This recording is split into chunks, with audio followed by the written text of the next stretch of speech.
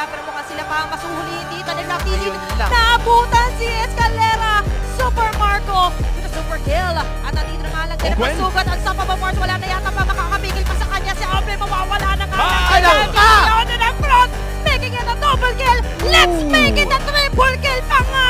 Jace with a shutdown kill. Pero apat ang nawala. Ban, nandito na nga lang din ang maganda Palakpak! na oy, mga ultimates. Kakakaya si Aubrey naipit. At nakuha rito nila Super Marco Escalera. The only man remaining dito sa may bandang jungle cup ay tatanggalin na rin with a triple kill ni Super Makmak. They took the gamble. Binato ni Outplay ng Spear of Destruction at sinugal nila ang larong ito. Ngayon, magbabayad sila ng presyo. Mapipitas nga ba ang bulletproof na si Marco? Medyo mas mataas ang presyo dito dahil nandito nakatutok ang mga Falcons. Dire-diretso lang ang tingin. Tinanggal na rin si MP Dakiga. GC is the only man left. Pero diretso lang ang tingin. Di